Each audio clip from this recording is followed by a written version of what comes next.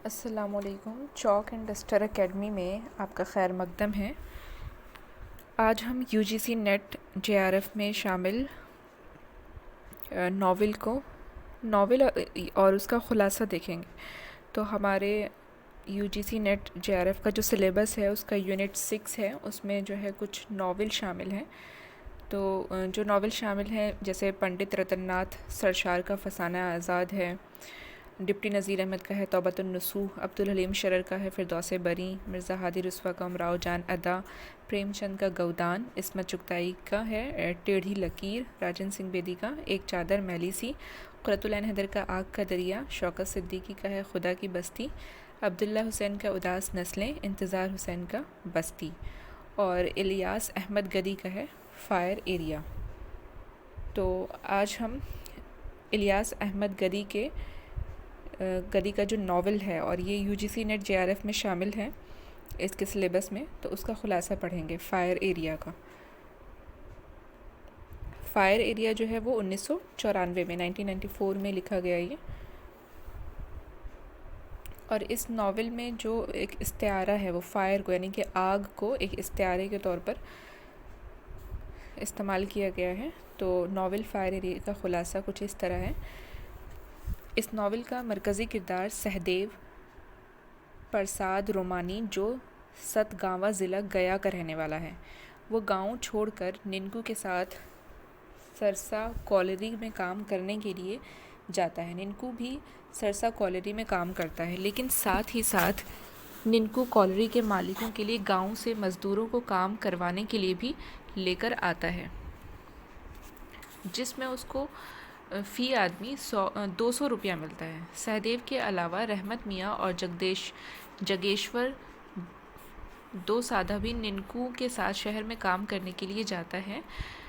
रहमत मियाँ रसूलपुर गांव का रहने वाला है और बाकी ये दोनों सतगावा के। सहदेव को छोड़ने के लिए उसके भाई और भाभी सड़क तक साथ आते हैं, साथ में उसका भतीजा लड्डू भी होता है। सहदेव अपने घर से शहर के लिए निकलते हुए रास्ते में जलिया के घर के सामने भी रुकता है। सहदेव से मोहब्बत करता है।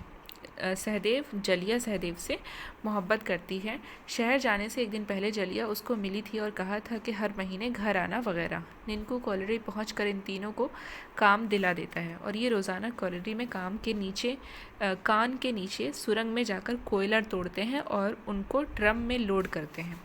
इस सुरंग में बहुत से मज़दूर काम करते हैं। रोज़ शाम कॉलेरी से अपने क्वार्टर में आकर सब लोग बातें करते हैं, हंसी मजाक करते, कुछ लोग शराब पीने चले जाते थे। वहीं ये लोग घास पर बैठकर अपने सुख दुख की बातें करते थे। एक दिन ये सब वहीं बैठे बातें कर रहे होते हैं कि वहाँ कालाचंद नाम का आदमी आता है और निनकू से मजाक में कहता है कि कितना कमीशन मिला इनको लाने के लिए, और भी बहुत सी जली कटी बातें कहता है। निनकू का चेहरा उतर जाता है, लेकिन सब ये कहकर छोड़ देते हैं कि उसने ज़्यादा पी ली इसलिए बक रहा है। फिर बातों बातों में कालाचंद नई कहानी सुनाता है कि जब वो धर्मपुर कॉलेरी में काम करता था तो प्रफुल्ल जोशी का ख़ास था, जो इस कॉलेरी का मालिक था। जहाँ कालाचंद ने बहुत से लोगों को मारा था, उन कॉलेरियों में मालिक अपने साथ कुछ पहलवान रखते हैं और कुछ यूनियन बनाकर उनको शह देते हैं। इन सब का एक ही काम होता है कि जो मज़दूर आवाज़ उठाए उसकी आवाज़ को दबा दिया जाए। प्यार से न माने तो उसके साथ मारपीट की जाए। यही काम कालाचंद करता था। कालाचंद को मालिक लोग इस तरह के काम के लिए पैसे देते थे और दारू के लिए अलग से पैसे देते थे। एक दिन कालाचंद कुमार बाबू पर हमला करता है और उसको अपने साथियों के साथ मारता है, तो कुमार बाबू मर जाता है और बात बिगड़ जाती है। प्रफुल्ल जोशी बहुत डांटता है कि मैंने उसको जान से मारने के लिए नहीं कहा था। कुमार बाबू के मर जाने पर कालाचंद घर भाग जाता है। इसी बीच कॉलेरी का बाज़ार एक दिन बंद रहता है और हड़ताल रहती है। कालाचंद गिरफ्तार कर लिया जाता है, लेकिन किशोरी बाबू वकील ने मुकदमा लड़कर उसको बचा लेता है। धर्मपुर कॉलेरी का मालिक प्रफुल्ल जोशी इन सब बातों की वजह से कॉलेरी में घुसने नहीं देता और कालाचंद की बहन रानी को 2 साल के लिए दाश्ता बना लेता है। इसके बाद रानी हाज़री बाबू से शादी कर लेती है, जिसकी वजह से कालाचंद हाज़री बाबू के पास अपनी हाज़री नहीं लगवाता। हाज़री बाबू खुद ही उसको हाज़री लगा देता है। इधर ज्वाला बाबा फूल मुनिया के साथ पकड़े जाते हैं। श्री वासु का बहुत दिनों से ऐसे मौके की तलाश में था। उसने ये बात सभी को बता दी, जिसकी वजह से ज्वाला बाबा की हर तरफ जग हंसाई होती है। अपने ही एक दिन सहदेव अपना पहला हफ्ता उठाने जाता है तो वो मिश्रा जी से मिलता है। वो ज्वाला बाबा की हरकतों के बारे में उसको बता देते हैं। एक दिन सहदेव जैसे ही अपनी तनख्वाह लेकर आता है बाहर, ज्वाला बाबा उसको अपने 2-3 साथियों के साथ घेर लेता है और उससे यूनियन के चंदा की रसीद कटवाने को कहता है। पहले तो सहदेव मना करता है, फिर ज्वाला कहता है कि अगर तुम्हारी जान चली जाएगी तो हमारी यूनियन तुम्हारे लिए लड़ेगी। मिश्रा जी जल्दी से रसीद बुक लेकर सहदेव की रसीद काट देते हैं और उसको पैसे देने पड़ते हैं। अभी 3 महीने हुए थे कि एक दिन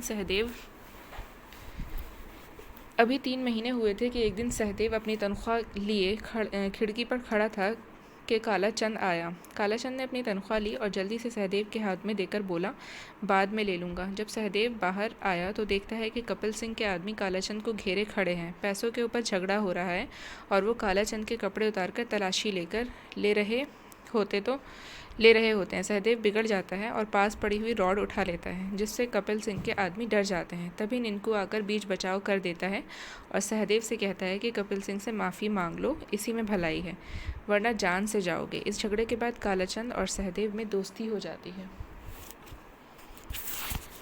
कालाचंद की बहन रानी सहदेव से मिलती है और 300 रुपये देकर कहती है कि ये कपिल सिंह को दे देना।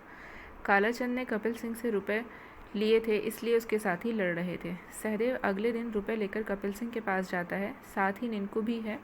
निनकू इसको माफ़ी मंगवाने के लिए लेकर गया था। सहदेव कपिल सिंह को रुपए दे देता है और कालाचंद का कागज़ ले लेता है। कपिल सिंह सहदेव से बोलता है कि हमसे पंगा मत लो, वरना बहुत बुरा होगा। सहदेव के वहाँ से वापस आने के बाद ज्वाला बाबू उसे अपने ऑफिस में बुलाता है और कहता है कि इन लोगों से डरना नहीं। वो इसी बीच मजमदार से भी मिलता है। मजमदार कॉलेरी में जूनियर क्लर्क है और वो कम्युनिस्ट है। सहदेव इसके पास रोज़ जाने लगता है और वहाँ किताबें भी पढ़ता है। कॉलेरी में सहदेव सबसे ज़्यादा पढ़ा लिखा यानी 10वीं क्लास पास आदमी है और फिर भी मजदूरी करता है। कान में 1100-1200 फीट नीचे काम करता है। लोग उससे कहते हैं कि कहाँ मजदूरी करते हो, तुमको तो ऊपर भी काम मिल सकता है। सहदेव कहता है कि कुछ दिन मजदूरी करूँगा, फिर पैसे जमा करके घर वापस लौट जाऊँगा और ज़मीन ख़रीद लूँगा, और यही ख्वाब हर मज़दूर देखता है, लेकिन ये कभी पूरा नहीं होता। रहमत 8 दिन की छुट्टी लेकर अपने घर जाता है और फिर 15 दिन बाद वापस कॉलेरी पहुँचता है। हाज़री बाबू उसकी सारी हाज़री पूरी कर देता था क्योंकि उसी को पैसे मिलता था इसके काम का। सहदेव रहमत मियाँ से गांव का हाल मालूम करता है तो रहमत मियाँ कहता है कि खरसवान हाई स्कूल का हेडमास्टर दीनानाथ मर गया और जलिया की भी शादी हो गई। सहदेव को बहुत अफसोस होता है। सहदेव जब मजमदार से मिलता है तो वो उससे कहता है कि कोलफील्ड में रहने की पहली शर्त यह है कि देखो सब, सुनो सब, बोलो कुछ नहीं। सहदेव पूरे कोलफील्ड में मशहूर हो गया था। लोग उससे सलाह लेने भी आते थे। किसी का अगर झगड़ा हो जाता तो वो यूनियन या कपिल सिंह के पास नहीं जाता, बल्कि सहदेव से अपना मसला हल करवाता है। यही बातें सहदेव से दुश्मनी का सबब बनती हैं। कपिल सिंह इसकी मकबूलियत से चिढ़ जाता है। कपिल सिंह मामूली चपरासी था और कॉलेरी में सूदी का कारोबार करता था। 2 जुए के अड्डे थे, 3 शराब की दुकानें। अपना कारोबार चलाने के लिए उसने दर्जनों आदमी रखे थे और कुछ पहलवान भी रखे थे। इसके लिए मज़दूरों से झगड़ा करने के लिए फिर एक दिन सहदेव अपने गांव जाता है। 2 साल बाद वो अपने गांव पहुंचता है, लोगों से मिलता है, अपने दोस्त सुंदरलाल से मिलता है और उसके साथ घूमने जाता है। एक दिन साइकिल से रहमत मियाँ के गांव रसूलपुर जाता है। रहमत मियाँ की बीवी खतूनिया और उसके बेटे इरफान और बूढ़े बाप से भी मिलता है। वो कहता है कि मेरे 3 बच्चे अल्लाह को प्यारे हो गए, अब बस यही रहमत बचा है, उसका ध्यान रखना। फिर सहदेव छुट्टी के 2 दिन पहले ही कॉलेरी पहुंच जाता है तो वहाँ देखता है कि लोग खामोश हैं, सब अपने काम में लगे हुए हैं। फिर वो रहमत मियाँ के बारे में मालूम करता है तो कोई उसको जवाब नहीं देता। कुछ लोग कहते हैं कि रहमत मियाँ घर भाग गया। सहदेव रहमत मियाँ को हर तरफ तलाश करता है, पूरा शहर छान मारता है। फिर एक दिन कालाचंद मिलता है और वो उसको बताता है कि रहमत मियाँ मर गया। कालाचंद को ये बात मदना से पता चलती है और सहदेव मदना के पास जाकर उसका कॉलर पकड़कर पूछता है कि रहमत मियाँ कैसे मरा। अगले दिन मेरे साथ कॉलेरी चलना और गवाही देना, लेकिन अगले दिन मदना गायब हो जाता है। सहदेव को बहुत गुस्सा आता है और वो कॉलेरी में खुला चैलेंज करता है कि रहमत मियाँ की लाश को उखड़वा कर ही दम लूँगा। सहदेव सबसे मालूम करता है, हाज़री बाबू का रजिस्टर चेक देखता है तो उसमें रहमत मियाँ का अंगूठा लगा होता है और माइनिंग सरदार से भी मिलता है, वो भी कुछ नहीं बताता। फिर एक दिन मजमदार माइंस डिपार्टमेंट को एक चिट्ठी लिख देता है। बस इसी बात पर कॉलेरी के बाबू लोग और मैनेजमेंट सहदेव को धमकाते हैं। माइंस डिपार्टमेंट से एक इंस्पेक्टर जांच करने आता है, इंक्वायरी होती है, फिर कॉलेरी का मैनेजमेंट गवाही के लिए लोगों को तैयार करता है। बुध के दिन गवाही देने के लिए तय होता है और ये काम कपिल सिंह की निगरानी में होता है। सब लोग ड्यूटी पर जाते हैं, बस सहदेव नहीं जाता। वो सोचता है कि मैं ज़बरदस्ती गवाही दूंगा। कपिल सिंह इस दिन के लिए पूरा इंतज़ाम करता है, बाहर से पहलवान बुलाता है और कॉलोनी में गश्त लगवाता है, लोगों को डराता है, धमकाता है। गवाही से एक दिन पहले कपिल सिंह रात को शराब पीकर लोगों को धमकाता है और बाहर निकलने के लिए कहता है कि कोई नहीं निकलता। सब लोग सहदेव से भी मना कर देते हैं। अचानक सहदेव उठता है और दरवाज़ा खोलकर बाहर निकल जाता है। बाहर कालाचंद को आवाज़ देता है, तभी उसके ऊपर हमला होता है और चारों तरफ से सहदेव को पीटा जाता है। अगले दिन गवाही शुरू होती है तो मजमदार खड़ा हो जाता है कि ये सारी गवाही झूठी है। रहमत मियाँ का एक्सीडेंट हुआ था कान के अंदर। वो चिल्लाता रहता है कि रहमत मियाँ की लाश कान के अंदर है, उसको तलाश करो। कपिल सिंह के आदमी उसको घसीटते हुए बाहर ले जाते हैं और इस तरह यहाँ पर पहला बाब ख़त्म हो जाता है। जब सहदेव और मजमदार को कॉलेरी से निकाला जाता है तो वो दूसरी कॉलेरी में काम तलाश करते हैं और मोहिना कॉलेरी में मजमदार और सहदेव को काम मिल जाता है। मोहिना कॉलेरी टर्नर मोरियस कंपनी की है। इस कॉलेरी में असगर खान, जो पठान दंगल का मुखिया था, वो एक अंग्रेज़ को घोड़े से घसीट कर उतार देता है क्योंकि इस अंग्रेज़ ने उसके भतीजे को गाली दी थी। असगर खान इनाम खान का आदमी है जो मोहिना कॉलेरी का बेताज बादशाह था। असगर खान ने बहुत से खून किए थे और इससे भी लोग डरते थे। असगर खान अंग्रेज़ को धमकी देता है कि कॉलेरी मत आना और वरना टुकड़े टुकड़े कर दूंगा। अंग्रेज़ वाइट साहब से शिकायत करता है। इंदर वाइट साहब, लोकस साहब और इस्माइल साहब गुफ्तगू करते हैं। इस वक्त इस्माइल साहब कॉलेरी से इस्तीफ़ा दे देता है। कॉलेरी में सब लोग दुखी हो जाते हैं, बस एक घोषाल बाबू खुश होते हैं कि चलो एक अंग्रेज़ को तो छुट्टी हुई। ये कैश डिपार्टमेंट में क्लर्क है, उनको अंग्रेज़ों से बहुत चिढ़ है। अपने साथ काम करने वाले बाबुओं से आकर लड़ते रहते हैं। हेड क्लर्क फाटक उनको खामोश करता रहता है। असगर खान से झगड़े के बाद और इस्माइल साहब के इस्तीफ़ा के बाद लोकस और वाइट साहब इनाम खान और उनकी यूनियन को ख़त्म करने का मंसूबा बनाते हैं। ये लोग दूसरी यूनियन INTU को सपोर्ट करते हैं। INTU को सपोर्ट करते हैं और उनको कॉलेरी में पैर जमाने के लिए मौका दे देते हैं। इसी रात में इस यूनियन के 5 लोग वाइट साहब से मुलाकात करते हैं। इसमें लाला दीप नारायण क़यादत कर रहे होते हैं और इस तरह से ये यूनियन कायम हो जाती है। ये लोग बड़े बड़े जुलूस निकालते हैं और जलसे करते हैं और इसी काम में इनकी मदद कॉलेरी मैनेजमेंट के साथ साथ गवर्नमेंट भी करती है, क्योंकि ये यूनियन कांग्रेस वालों की थी और उन्हीं की सरकार थी। जहाँ पुलिस की ज़रूरत पड़ती है वहाँ उनकी मदद मिलती। सहदेव भी कांग्रेस की यूनियन में शामिल था। सहदेव कांग्रेस में इस वजह से शामिल हुआ था कि वो तब्दीली चाहता था। सहदेव को हमेशा रहमत मियाँ की मौत का गम था। एक दिन UN लीडर PN वर्मा 10-12 आदमी के साथ लोकस बाबू और CMEI 1 साहब के मिलता है। वहीं पर उनमें तय होता है कि वो वर्मा साहब, आप एक जलसा करवाओ। मज़दूरों की तनख्वाह बढ़वाने के लिए हमारे पास पहले से ही तनख्वाह बढ़ाने का ऑर्डर आया हुआ है। इससे तुम्हारी यूनियन की धाक जमेगी और मज़दूर तुम्हारे साथ हो जाएंगे। यूनियन का लीडर वर्मा कंपनी को यकीन दिलाता है कि ऐसे ही होगा और मैनेजमेंट के मफादात का ख्याल रखा जाएगा।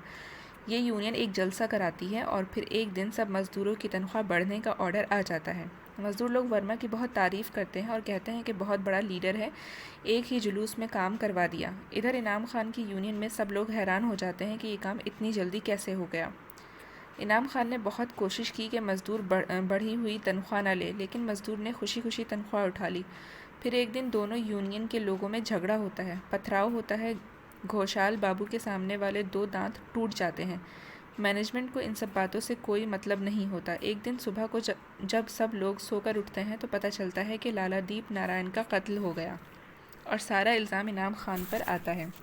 सबको गिरफ्तार करवाकर जेल भेज दिया जाता है। एसएन वर्मा असगर खान और कासिम खान की ज़मानत करवा देता है। एक दिन सहदेव मजमदार के साथ सोनापुर जाता है। वहाँ मजमदार अपनी मुँह बोली बहन बेवा बढ़ती बाला से मिलता है और उसको खर्च के लिए पैसे देता है। बाद में जब मजमदार की तबीयत ख़राब होती है तो सहदेव पैसे देने जाता है।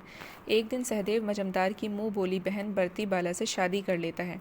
कुछ दिन बाद सहदेव का भाई उसको बुलाने के लिए आता है और एक बंगालन बेवा से शादी करने पर गुस्सा हो जाता है। फिर पता नहीं क्या सोचकर उसको अपने साथ गाँव ले आता है। सहदेव बढ़ती बाला के साथ कुछ दिन गाँव में रहता है और फिर एक दिन भाई के कहने पर सारी ज़मीन उनके हवाले करके शहर लौट जाता है। एक दिन सहदेव जो नाथन की दुकान पर बैठकर चाय पी रहा होता है कि इस खतूनिया रहमत की बीवी देख लेती है और कहती है कि देवर जी मुझे पहचान नहीं रहे। सहदेव घबरा जाता है क्योंकि रहमत मियाँ की मौत वाली बात उसने उस गाँव में जाकर नहीं बताई थी।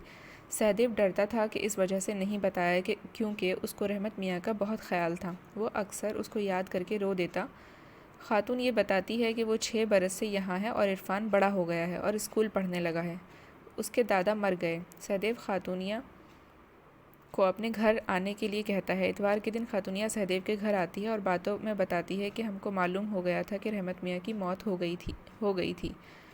सरसा कॉलेरी जाकर पता चला, वहाँ जगेश्वर ने सब बात बता दी थी। मुझे सहदेव को अब इत्मीनान हो गया कि चलो इसको सब बात मालूम है। फिर सहदेव खातूनिया से जगेश्वर के बारे में सवाल करता है तो वो बताती है कि जगेश्वर बहुत बड़ा आदमी हो गया है, उसको बड़ी कोठी है। वो सहदेव से कहती है कि कपिल सिंह के आवाज़ देने पर तुम क्यों रात को बाहर निकले। सहदेव कोई जवाब नहीं देता, रोने लगता है तो खातूनिया उठकर उसके आंसू पोंछती है। इधर वर्मा की यूनियन की शाख धीरे धीरे ख़त्म होने लगती है तो वर्मा एक मीटिंग बुलाता है। शुरू में सहदेव यूनियन के काम से खुश था, लेकिन बाद में जब वो यूनियन मज़दूरों को कोई फ़ायदा नहीं पहुंचाती है तो उससे बेजार हो जाता है। सहदेव की मकबूलियत उस कॉलेरी में भी बहुत ज़्यादा है, लोग उसकी हर बात मानते हैं। एक दिन दीप नारायण की बेवा लायन उसको घर बुलाती है और सारी बातें बताती है कि लाला दीप नारायण का कत्ल वर्मा ने करवाया था। वर्मा दूसरी यूनियन को ख़त्म करने के लिए ही यूनियन के आदमी का खून करवाता है। जब ये बात सहदेव को पता चलती है तो वो बहुत गुस्सा हो जाता है। लायन अपने बेटे भीम को नौकरी दिलाने को भी कहती है। एक दिन वर्मा साहब सहदेव को बुलाते हैं। सहदेव नहीं जाता है, मना कर देता है। जो आदमी जाते हैं वो सहदेव को धमकी देता है। बुलाने आता है, जो आदमी बुलाने आता है सहदेव को धमकी देता है। सहदेव कहता है जाकर कह देना मैं नहीं डरता किसी से। तमाम कॉलेरी में ये बात आग की तरह फैल जाती है। वर्मा सहदेव को इसलिए बुला रहा था कि इस बार उसकी पार्टी के 25% टिकट नहीं कटेंगे। इस वजह से वर्मा परेशान था और मज़दूरों में सिर्फ सहदेव की पकड़ अच्छी थी। ये लोग उस पर दबाव डालते हैं कि मज़दूरों की पर्ची कटवाओ। कुछ वजहों से सहदेव ने मना कर दिया, जिसमें से एक ख़ास वजह लायन के शौहर की मौत थी, जिसका ज़िम्मेदार वर्मा था। पीएन वर्मा वाइट साहब से ये कहकर सहदेव पर तमाम गलत चार्जशीट लगा देता है और नौकरी से निकाल देता है। फिर शराब पीकर सहदेव कहता है कि लाला दीप नारायण का खून वर्मा के आदमियों ने किया है। बहुत भीड़ जमा हो जाती है, लोग चारों तरफ से सहदेव को घेर लेते हैं। हर कोई सच सुनने को बेताब है। 2-3 पहलवान उठते हैं और सहदेव को गाली देते हैं कि पीकर बकता है। सहदेव फिर गाली देता है कि सहदेव फिर गाली देता है तो 6 पहलवान उसको घेर लेते हैं। बाज़ार में भगदड़ मच जाती है, दुकानें बंद हो जाती हैं। सहदेव को खूब मारा पीटा जाता है और उसको घसीट कर ले जाने लगता है। तभी भगवान दास दौड़ता है। पहलवान उसके मुंह पर घूंसा मारते हैं, वो गिर जाता है। पहलवान सहदेव को घसीट कर गॉफ एरिया में ढलान में उतर जाते हैं। सहदेव बेहोश हो जाता है। फिर जब सहदेव को होश आता है तो वो अपने आप को खतूनिया के घर में पाता है। सहदेव को खतूनिया ने ही खैराती अस्पताल में भर्ती कराया था। सहदेव का सारा सामान क्वार्टर से वर्मा ने बाहर कर दिया था। खतूनिया इस सामान को गाड़ी में भरवाकर अपने घर ले आती है। काफ़ी दिन वो खतूनिया के घर रहता है और कहता है कि तुम क्यों मेरे लिए परेशान हो। फिर इरफान और मजमदार सहदेव को पत्थर खेड़ा कॉलेरी में काम पर लगवा देता है। वहाँ सिर्फ सहदेव को दस्तखत करने होते हैं। पत्थर खेड़ा कॉलेरी का मालिक एक बनिया होता है। वो माइनिंग कानून से महफूज रहने के लिए उसको सिर्फ हाज़िरी लगवाने के लिए काम पर रखता है। उसके बदले में हर महीने 250 रुपये देता है। फिर एक दिन बरती बाला सहदेव से कहती है कि क्या हाथ पर हाथ धरे बैठे रहोगे, लड़के को स्कूल में पढ़ाना नहीं है। सहदेव के 2 लड़के और 1 लड़की थी। सहदेव अपने लड़के राजेंद्र का दाखिला करवा देता है, लेकिन राजेंद्र के स्कूल की फ़ीस ज़्यादा होती है तो वो उसकी फ़ीस माफ़ी करवाने स्कूल जाता है। वहाँ हेडमास्टर सहदेव से कहता है, फ़ीस माफ़ करने का फ़ैसला कमेटी करती है, तुम कमेटी के अहम मेंबर जेपी सिंह से मिल लो। सहदेव उससे मिलने उसके घर जाता है तो चौंक जाता है, क्योंकि ये जेपी सिंह दरअसल उसके गांव का जगेश्वर था, जो कई साल पहले उसके साथ कॉलेरी में काम करने आया था। ये कहाँ से कहाँ पहुँच गया और सहदेव आज भी मज़दूर है। जगेश्वर उसको अपनी बीवी से मिलवाता है, जिसका नाम रंजना है। जगेश्वर की पहली बीवी मर गई थी, उसकी दूसरी शादी कर ली थी। पहली बीवी से एक लड़का था जो देहरादून में पढ़ रहा था। दूसरी बीवी से 2 बच्चे थे। सहदेव फ़ीस माफ़ी वाली दरख्वास्त जगेश्वर को नहीं दे पाता और घर चला आता है। फिर एक दिन तमाम कॉलेरों की कौमिया लिया जाता है। अखबार की हेडलाइन होती है कि इंदिरा गांधी का एक और अहम इक़दाम, हिंदुस्तान भर की तमाम कॉलेरियों की कौमिया लिया गया। यहीं पर दूसरा हिस्सा इख्तिताम पज़ीर होता है। अब जबकि तमाम कॉलेरी नेशनलाइज कौमियाँ ली गईं, यानी कि नेशनलाइज हो गई, तो उसमें काम करने वालों की तनख्वाह में बेहद इजाफा हो गया और सभी लोगों की नौकरी परमानेंट हो गई। उसकी मारामारी में सभी ने अपनी नौकरी के लिए जद्दोजहद की। किसी ने 50,000 दिए, किसी ने 60,000। जिनका पीएफ में नाम था उनको तो परमानेंट कर दिया गया, जिनका नाम नहीं था उनको इंक्वायरी बैठा दी गई। अब लोग ऑफ़िस के चक्कर लगाते हैं कि यहाँ नौकरी करते हैं, लेकिन पीएफ में नाम ना होने की वजह से उसको मना कर दिया गया था। जिन लोगों का पीएफ अकाउंट में नाम नहीं था उनमें से एक सहदेव भी था। भारत कोल किंग का अफसर सहदेव से कहता है कि तुम्हारा नाम तो बेशक खाते में दर्ज है मगर पीएफ में नहीं है। सहदेव तमाम लोगों को यकीन दिलाता है, लेकिन अफसर नहीं मानता। फिर अफसर कहता है कि तुम्हारा स्क्रीनिंग होगा तब जाकर नौकरी मिलेगी। सहदेव तमाम ऑफिसों के चक्कर काटता है। इस जद्दोजहद में उसको 6 महीने बीत जाते हैं। सब जगह लोग यही कहते हैं कि कुछ पैसा खर्च करो। इसी सिलसिले में वो जगेश्वर से भी मिलता है, वो भी उससे 3,000 रुपये की बात कहता है। इसी तरह से सहदेव का कागज़ एक टेबल से दूसरी टेबल तक घूमता रहता है, मगर कोई कार्रवाई नहीं होती। इस बीच में एक आदमी कल्याण दत्ता सहदेव को भारद्वाज के पास ले जाता है। भारद्वाज दौलत मजदूर सिंह यूनियन का लीडर था। ये यूनियन सिर्फ ताकत पर भरोसा रखती है, जो उनकी बात नहीं मानता उसको ये गोली मार देती है। भारद्वाज ने सहदेव की सारी बात सुनी और अपने एक साथी धरप सिंह के साथ उस कॉलेरी के उस अफसर के पास भेज दिया जहाँ पर सहदेव का केस रुका हुआ था। धरप सिंह ने तिवारी नाथ घोष को जाकर धमकाया और कहा कि 1 हफ्ते में काम हो जाना चाहिए, वरना गोली मार दूंगा। भारद्वाज का नाम सुनकर इस अफसर की आवाज़ बंद हो गई। सहदेव को काम पर रख लिया गया और सहदेव सोचने लगा कि जो काम महीनों से नहीं हुआ वो चुटकी में हो गया। मगर एक परेशानी का सामना करना पड़ा, क्योंकि सहदेव को लोग भारद्वाज का आदमी समझकर उससे डरते थे। इस वजह से सहदेव कॉलेरी में अकेला पड़ जाता था, लेकिन वो सिर्फ अपने काम से काम रखता है। कभी कभी भारद्वाज के पास चला जाता था। एक दिन कॉलेरी में एक हादसा हुआ, 2 लोगों की जान चली गई, जिसकी इंक्वायरी हुई और वो सारा इल्ज़ाम लखन यादव के सर मंड दिया गया। सहदेव ने उसकी मदद की और अपने दिमाग से उसको बचा लिया। सारा कसूर मरने वालों पर डाल दिया गया। इस वाक़े से मज़दूरों में हंगामा मच गया। सब सहदेव की तारीफ़ करने लगे, मज़दूर उसके करीब आने लगे। इधर फूल मुनिया सहदेव से मोहब्बत करने लगी, लेकिन सहदेव नहीं करता। उसकी मोहब्बत के चर्चे पूरी कॉलेरी में मशहूर हो जाते हैं। कॉलेरी में दौलत मजदूर सिंह का ऑफ़िस खुल जाता है और सहदेव को यूनियन ऑफिस का सारा काम दे दिया जाता है। उसके साथ 4 आदमी और काम करते हैं। फिर सहदेव मजदूरी छोड़कर ऑफिस में ही रहता और मज़दूरों की फ़रियाद सुनता और उसको हल करता। इसी बीच में सहदेव से मजमदार और इरफान की मुलाकातें होती रहती हैं। मजमदार सहदेव की दलित मज़दूर संघ में काम करने से खुश नहीं था। उन्हें इन्हीं दिनों एरियाटो में किसी का कत्ल हो जाता है। सोनाली घोष के यहाँ एक दिन इंस्पेक्टर पूछताछ के लिए आता है। दरअसल इंस्पेक्टर को धरप सिंह के खिलाफ सबूत इकट्ठा करने थे, इसी वजह से वो भारद्वाज के आदमियों से मिल रहा था। मिस्टर सोनाली घोष के पास वो इसलिए जाता है कि धरप सिंह के कागज़ों में उसका नाम लिखा मिलता है और 100 रुपया भी मिसेस सोनाली घोष को सब बात याद आ जाती है। तो ये तो वही संत लाल है जो घर के बाहर बुखार में सोता मिला था और उसको घर में रखकर उसका इलाज किया था।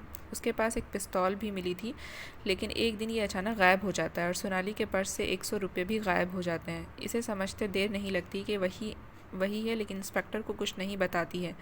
संत लाल ने सोनाली को अपनी सारी बात बताई थी कि वो धर्मपुर के कॉलोनी में रहता था अपनी माँ बहन के साथ। बाप मर चुका है, माँ कॉलोनी में नौकर थी। 2 पहलवान रोज़ उसको क्वार्टर में आते और उसकी माँ और उस बरामदे में फेंक देते और उसकी बहन के साथ गलत काम करते। वो रोज़ यही करते थे। एक दिन वो ज़्यादा नशे में होते हैं कि संत लाल उनकी जेब से पिस्तौल निकालकर भाग जाता है और वो सोनाली के घर के बाहर बुखार में पड़ा हुआ होता है। यही उसकी कहानी थी। इंस्पेक्टर सहदेव से भी भरत सिंह के बारे में मालूमात करता है। सहदेव कुछ नहीं बताता है। एक दिन मेले या बाज़ार में 2 लोग एक लड़की को छेड़ते हैं। वो उनको मना करती है और ये 2 पहलवान उनके कपड़े फाड़ देते हैं। लड़की गिर जाती है। ये लोग उसके इर्द गिर्द जमा हो जाते हैं और एक तो इस लड़की के ऊपर लेट जाता है। लड़की चीखती चिल्लाती है। इसी बाज़ार में भरत सिंह भी होता है। वो देख लेता है और फिर भरत सिंह पिस्तौल निकालता है और 6 की 6 गोलियां नीचे लेटे हुए आदमी के ऊपर चलाता है और सारी पिस्तौल खाली कर देता है। सारी भीड़ भाग जाती है। फिर भरत सिंह की पिस्तौल खाली हो जाती है तो बाकी 3 आदमी उस पर गोली चलाते हैं और 3 गोलियां उसके जिस्म में उतर जाती हैं। वो जब तक दूसरी पिस्तौल निकालता है तब तक 3 गोलियां और उसको लगती हैं और भरत सिंह वहीं पर ढेर हो जाता है। सब जगह ये खबर पहुंच जाती है कि भरत सिंह मारा गया। सबसे ज़्यादा परेशान भारद्वाज होता है, क्योंकि भारद्वाज का दाहिना हाथ था। भारद्वाज को सिर्फ इसी पर भरोसा था। पता चलता है कि जिन्होंने मारा है वो चौहान के आदमी थे। भारद्वाज कहता है कि सबको ख़त्म कर दो। पुलिस 5 आदमियों को गिरफ़्तार करती है। उसमें ज़्यादातर बेकसूर होते हैं। इन्हीं में एक मजमदार का आदमी होता है, शेख शहादत मियाँ। इन सबको 47 दिन बाद ज़मानत मिली। ये लोग जिस दिन जेल से छूटने वाले थे उस दिन भारद्वाज उनको गोली से उड़ाने का प्लान बनाता है और अपने आदमी लगा देता है। मजमदार को जब ये बात पता चलती है तो वो रिहाई एक दिन के लिए रुकवा देता है। भारद्वाज को जब पता चलता है तो वो बहुत गुस्सा हो जाता है। इसी दिन शाम को जैसे ही मजमदार सहदेव से मिलने उसके घर आता है तो उस पर हमला होता है और ताबड़तोड़ गोलियां बरसाई जाती है। इरफान के हाथ में गोली लगती है और वो पास ही ख़राब पड़ी गाड़ी के नीचे घुस जाता है। मजमदार को फिर अस्पताल ले जाया जाता है। डॉक्टर कहते हैं कि अगर 72 घंटे ठहर गया तो मजमदार बच जाएगा। मजमदार का कोई रिश्तेदार नहीं था, लेकिन अस्पताल के बाहर हज़ारों की तादाद में भीड़ जमा हो जाती है। लोग फ़ोन पर इसका हालचाल मालूम करते हैं। बढ़ती बाला उसको देखने के लिए जाने की ज़िद करती है, जिससे सहदेव मना कर देता है, क्योंकि ये भारद्वाज की यूनियन में काम करता है और किसी ने देख लिया तो जान से मार सकता है। क्योंकि उस वक्त माहौल बहुत गर्म था। मजमदार मर जाता है। फिर लोगों का जुलूस निकलता है, बहुत बड़ा। जहाँ तक नज़र उठाओ आदमी ही आदमी होते हैं। नारों का शोर सुनाई देता है कि खून का बदला खून, हथियारों को फांसी दो। सहदेव इस जुलूस को देखता है। जब वो करीब आता है तो उसको भीड़ में एक बुलंद हाथ दिखाई देता है। वो हाथ इरफान का है। लोगों का जुलूस उसके सामने से गुजरता चला जाता है। इस जुलूस के सबसे आगे धोती पहने घोष बाबू चल रहे हैं और उनके दोनों तरफ इरफान, वासुदेव, वज़ीर अंसारी। करीब 1 घंटा गुजर जाने के बाद भी वो जुलूस ख़त्म नहीं होता और वो भीड़ एक लामतना ही सिलसिले है जो ख़त्म ही नहीं हो रही है। फिर जुलूस के आखिरी सिरे पर औरतें चल रही हैं। सहदेव उन औरतों को देखकर चौंक जाता है।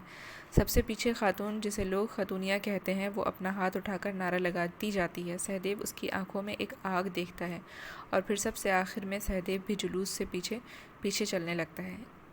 तो इस तरह ये नावल जो है वो ख़त्म होती है।